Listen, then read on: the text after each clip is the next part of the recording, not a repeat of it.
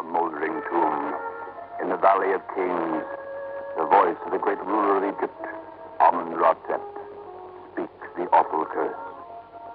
Death will come on swift wings to him who defileth the tomb of a pharaoh.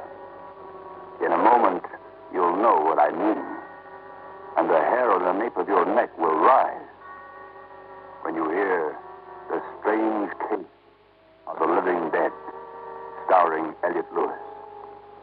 There are stranger things within the earth than there are beneath the heavens, and from the vaults of the crumbling dead, there stir the worms and slugs of horror to feed upon the flesh of the mind, until the waking soul is filled with that viscid thing that is called obsession.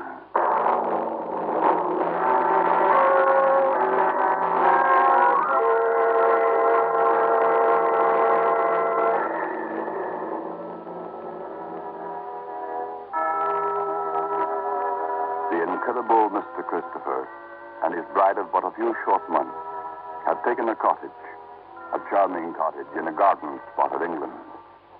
It is one of those little homes built from the substance of red brick and love and hot-side memories. But tonight, the fire in the house gutters and smokes, and outside, the yellow fog creeps on cat's feet. But let me introduce you to a man who knows more about this strange curse than anyone else on earth. For you see, there is no one else left to know. He alone carries the burden of an overwhelming obsession. Ladies and gentlemen, many times I've been asked why it is that my wife and I refuse 3 cigarettes on a match. Why it is that we refuse to mock or ridicule the so-called supernatural.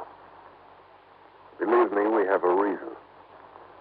And to explain that reason, let me tell you of the time my wife and I were first married. We'd gone to England for our honeymoon. In fact, to the beautiful little Shakespearean village of Inverness in Warwickshire. And we'd taken a most charming little ivy-grown cottage near the town. And on our first evening there, just before the crickets began their song of twilight, the telephone rang. Oh, Bill. I thought we'd gotten rid of those pestiferous things when we left New York. Can't we do without civilization for a little while? I think there's a law against not answering a telephone in England, my sweet. And you wouldn't want us to spend our honeymoon in the Tower of London, would you? Well, I don't know, but that's not a good idea. You better answer the fool thing before it has hysterics. Pat, that's the first telephone I ever heard that rang with an English accent. What shall I say, hello, or are you there? Anything, darling. Preferably say you've got the wrong number. Hello? Yes, this is he. Whom? I didn't catch that name. Oh, Sir Richard Devon, yes. Well, I'm terribly sorry, but you see... What? Oh. Willpower, darling, willpower. Well, yes, that'll be quite all right, Sir Richard. I'll expect you at 8. Oh, Bill. The address is 32 Creighton Lane. Yes, goodbye. I can tell by the look in your eye, Mr. Christopher, that crime is again footloose and fancy-free. Darling, this sounds extraordinary. That was Sir Richard Devon. Yes, I know. And his Aunt Hepzibah just died from eating mothballs. No, she hasn't, Pat. It sounds a little more interesting than even Aunt Hepzibah. Come on, let's have dinner so we'll be through by 8 o'clock. Only at 8 o'clock, Sir Richard Devon arrived at our cottage. A not unusual appearing gentleman, except for premature graying hair, an exceptionally high forehead, and a pair of eyes that held a look of the most abject terror I have ever seen. For a moment, he stood before the log fire, gazing at both Pat and myself. Until finally I said, "Won't you sit down, Sir Richard?" "Thank you. I hope you'll accept my apologies for breaking in on you this way, but the moment I heard you were here, Well, you see, Mr. Christopher, Scotland Yard has refused to... Go on. Well, perhaps I shouldn't have come here at all. Perhaps you'll think, as Scotland Yard thinks, that I'm, somewhat mad. Not in the least. Please continue. Mr. Christopher, let me ask you one question. Could you believe in a curse of an Egyptian pharaoh who died in 3000 B.C.? Could you believe that it still exists, to the extent that so far it has caused the death of 6 men? Perhaps I'd better make some coffee, Bill. You'd care for some, wouldn't you, Sir Richard? Oh, thank you. You haven't answered my question, Mr. Christopher. I make it a point never to give a snap answer to a question until I know what that question is about, Sir Richard. Well, I'll tell you what it's about. It means that Lord Robert Critchley is going to die. After he dies, then I'll die. You sound rather certain about a very morbid subject, Sir Richard. Mr. Christopher, I realize how stupid my talk must seem, but believe me, it's anything but stupid. And I've come to you because if there's anyone in the world who can help me... Now, let's not place quite so much credence in my ability until it's proven, Sir Richard. You were talking about Lord Critchley. I seem to recall his name. In regard to Egyptology, isn't it? Yes. He and I are the last remaining members of the party who discovered and opened the tomb of Amen-Ra-Tep 7 years ago. And Mr. Christopher, it's not so much for myself that I'm asking help. It's for him. He's far too wise a man, far too valuable to science to die like the others. Somehow, some way, his death has got to be stopped. What makes you think Lord Critchley is going to die? The rest have died, and it's now time for him. Mr. Christopher, will you come with me tonight and visit Lord Critchley? Well, Oh, please, Mr. Christopher. Very well, Sir Richard. And if you don't mind, my wife will go with me.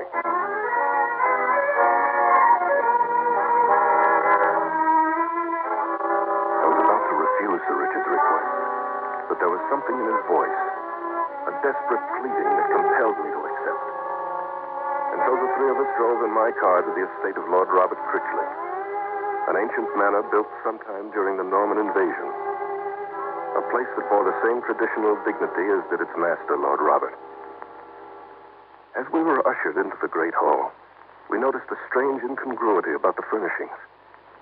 Several ornate Egyptian carvings ordained the wall.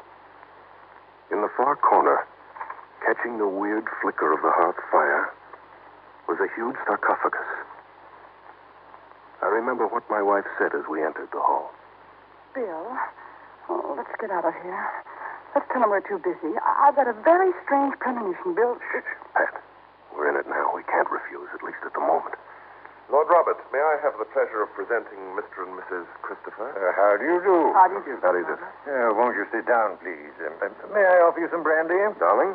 No, thanks. We've just finished dinner, Lord Robert. I think we may deem ourselves rather fortunate, Lord Robert, that Mr. Christopher has consented to examine our case. Of course. And not to disparage your ability in the slightest, Mr. Christopher, I'm afraid that all an examination can reveal is a certain inexplicable fact that 6 men of our party have died by coincidence, and that my colleague, Sir Richard, is feeling a rather unnecessary alarm in regard to our safety. I wish you wouldn't talk like that, Lord Robert. You know as well as I do the circumstances. If I may interrupt, gentlemen, just what were the circumstances in the deaths of the 6 men of your party? Well, they all died suddenly and without apparent cause. And each one died in the order in which he entered the tomb of Amen-Ra-Tep. And in all cases, the examining physicians attributed the death to heart failure. In fact, it was as if Lord Robert there, standing before the fire, suddenly... Lord Robert! Good God, Mr. Christopher, what's happened to Lord Robert? Oh, it's horrible, Bill. Do something. Don't just let him lie there. Oh, somebody better call a doctor. Please, Pat. I know, Bill, but... A doctor can't do anything for Lord Robert. He's dead. What killed him? He was perfectly all right a moment ago. This is what I told you about, Mr. Christopher. There's no escaping from it. They're always the same, the others. Alive and apparently healthy one moment and then dead the next. Please try to control yourself, Sir Richard. Control myself? Against something more ancient than recorded history. Against the inevitable fact of a horrible death. And against the very obvious fact that I'm next.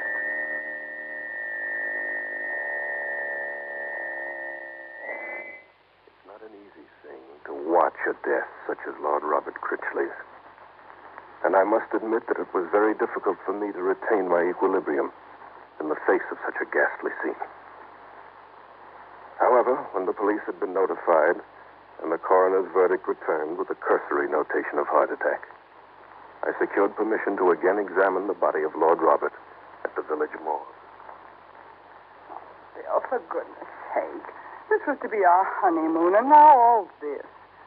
Fine place to spend it in some damp, gloomy morgue that reeks of antiseptic. Darling, I told you to stay at the house. What?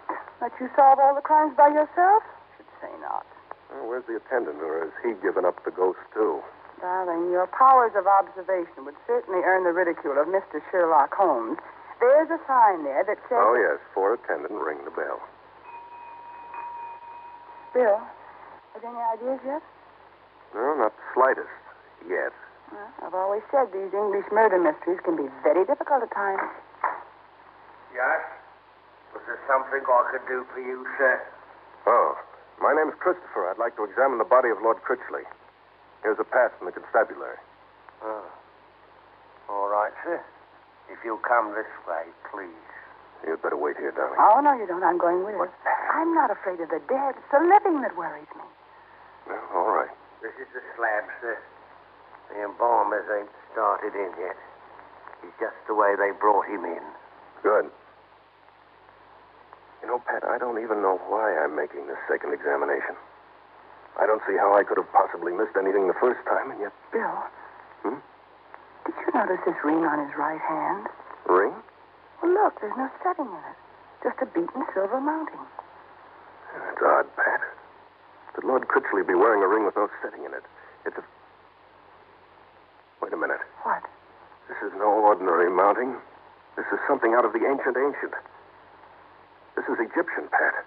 And that empty socket is just the right size to contain a scarab. Well? I've got no reason to think anything, Pat, but I've got a hunch. We're going to take this ring. Oh, if any of the inspectors should ask about this ring, tell them that I took it, will you? All right, sir. But you know, that's a strange thing. Why? What's strange about it? Well, right after they brought him in, sir, there was a chap came here, and he was asking about that ring. But I wouldn't let him touch it, sir. He wasn't no policeman. What did this chap look like? Well, he was a sort of a foreign-looking bloke, sir. There's a lot of wrinkles in his face. But blimey, he didn't look to be over 35, he didn't. Sort of gave me a chill up and down my spine, he did. Somehow he looked more dead than some of them we got here, if you'll excuse me, sir. Yes, of course. And did this chap say what his name was? No, sir. He just went away again, he did. I see. Well, Pat, one mystery adds to another. Maybe my hunch was right. Maybe this ring has got something to do with it. Now, come on, darling. Let's go back and see Sir Richard.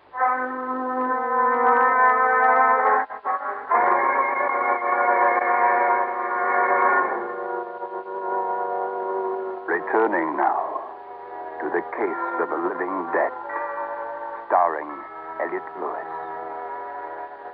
When the night falls like a curtain of shroud, when the wind is cold and keen, when the fog creeps in on cat's feet, and when the small, still voice of the mind repeats, "Here only death is the murderer," then do you believe you are possessed by an obsession? The incredible Mr. Christopher and his wife, Patricia, have left their footsteps echoing in the cold marble of the morgue and have returned to the residence of Sir Richard Devon. In keeping with this ghastly business, the pall of fog swirls about in the slow dance of macabre. Its vaporous, searching fingers probing through sill and jamb, wrapping the living with a constricting chill of death. In the study of Sir Richard, the man himself sits facing the incredible Mr. Christopher, his eyes reflecting the terror that lurks there. The beads of perspiration cutting furrows like canyons through the bleak rising mountains of a horrifying obsession. Sir Richard, I quite realize how you must feel about all this gruesome business. But if you don't mind, I'd like to ask you a few questions. Yes, of course, but first perhaps I might have some coffee brought in. Oh, I think that'd be delightful. If you're sure it won't be any bother. No, not in the least. Sir Richard, I think the only way we can get anywhere with this case is to start at the very beginning. You see, I place very little credence in superstition. And I've always held the belief that a curse is quite incapable of committing a murder. Unless that curse is backed up with something or someone rather tangible. You rang for me, Effendi. Oh, excuse me, Mr. Christopher. We'd like some coffee, Adam said, right away. It is your will, Effendi. It shall be thus. Now, as you were saying, Mr. Christopher... Wait a minute, Sir Richard. Who is that man? A servant. His name is Aram Sed. Egyptian? Yes, quite. In fact, he's a most unusual person. Like something out of the ages, in a way. I quite agree with you. What do you mean by that, Sir Richard? Oh, I didn't mean that literally, Mr. Christopher. What I meant was in regard to his personality, his habits, and, in a measure, his speech. Please continue, Sir Richard. Oh, if you're thinking Aram Sed might have any connection... I'm not thinking anything at all. I'm merely curious about the fellow. Well, several months ago, he came into the employ of Lord Robert Critchley when Lord Robert advertised for an assistant versed in the fundamentals of Egyptology. When Lord Robert had no further need for his assistance, I placed him in my employ. And I must say that the chap's extremely well versed in the ancient Egypt. In fact, in some curious way, he uses certain phrases that have been dead in Egypt for 1,000 years. Well, if they've been dead for 1,000 years, Sir Richard, how would this man know them? Well, that's a bit of a mystery to me, Mrs. Christopher. I've questioned him several times, but he doesn't seem to know anything about it. I've never seen a person look quite like that man. I mean, so apparently young and yet so terribly wrinkled. It's probably from squinting at the sun too much in the desert. But now, you were approaching some questions, Mr. Christopher. Yes, if you don't mind. You've stated that this succession of deaths has come about as a result of a curse. If you will, Sir Richard, I wish you'd tell us the complete story, right from the beginning. Well, it's rather a long story, but I should say you'll find it extremely interesting. I'm certain of that. Well, 7 years ago, our party of Egyptologists from the Royal Academy were doing some excavating in the vicinity of El Baldira in the Valley of the Kings. And one late afternoon, after we'd broken through quite a layer of sandstone.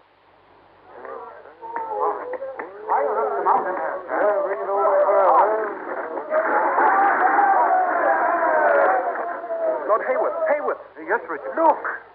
Good Lord, Christmas! Well, gentlemen, it would appear that the fates have been kind to us. I believe that's it. Are you certain? No, not positive, but let's have a look at the seal.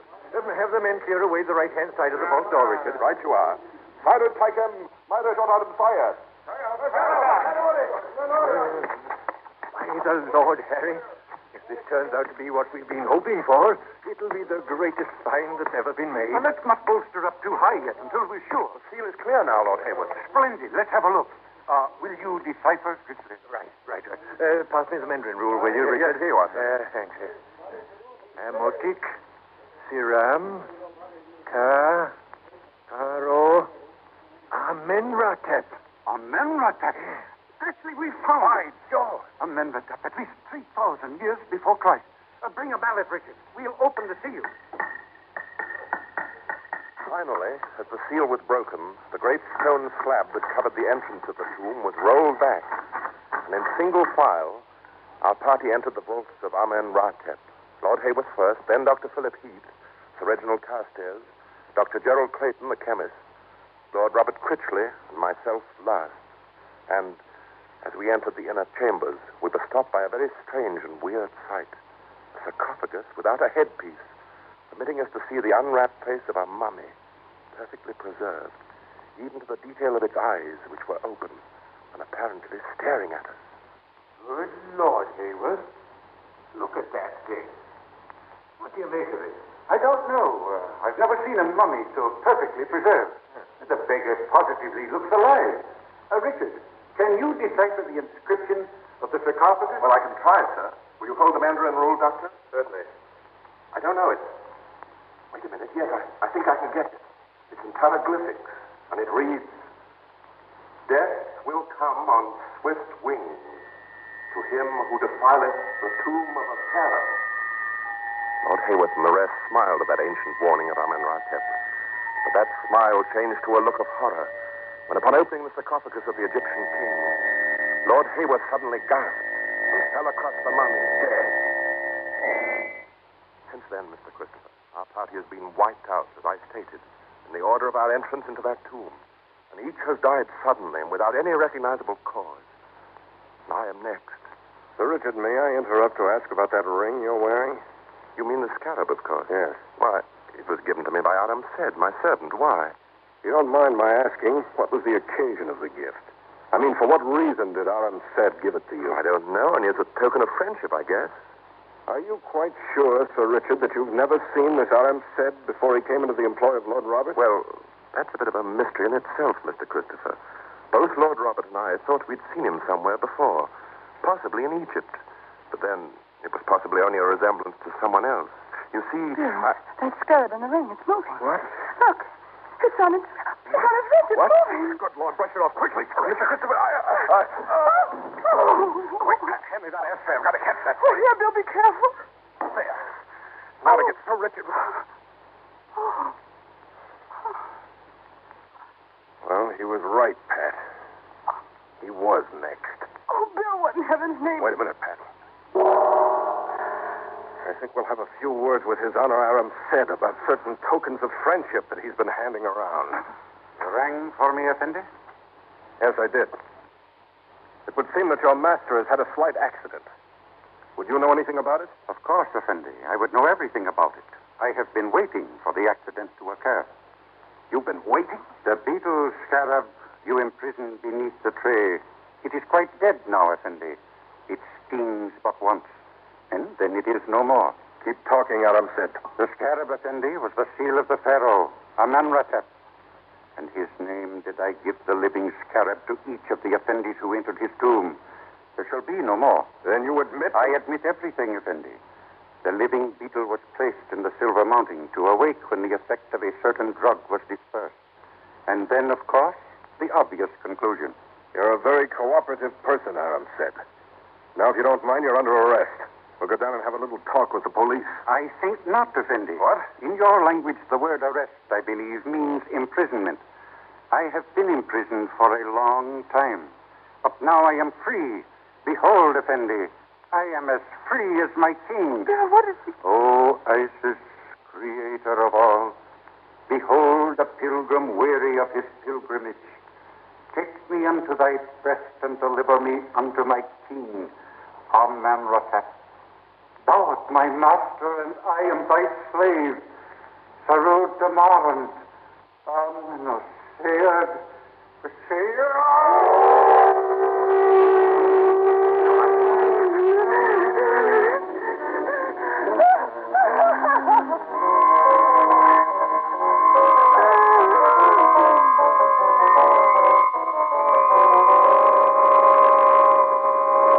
To watch a living human form dissolve into a mere handful of gray dust is beyond the comprehension of the human mind. And I realized that what Pat and I saw was far too horrible for you to realize. That Aram Said was the god found in the tomb of Amenhotep, and that through some inexplicable force, he was the form of that ancient curse. Death will come on swift wings to him who defileth the tomb of a pharaoh. Perhaps it was an illusion, perhaps not. But neither Pat nor I will ever mock or ridicule that which is called the supernatural. In fact, and you may laugh at this, neither Pat nor I will light 3 cigarettes on one match.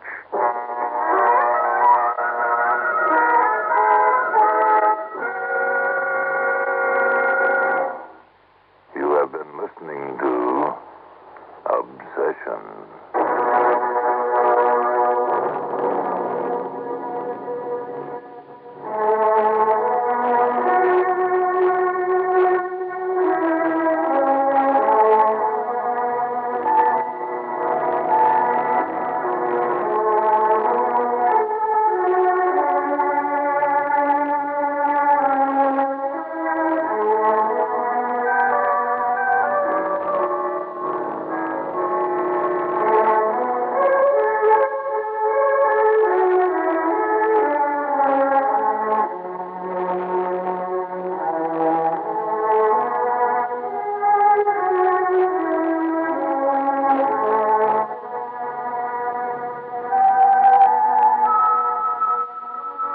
Obsessions has come to you through the worldwide facilities of the United States Armed Forces Radio and Television Service.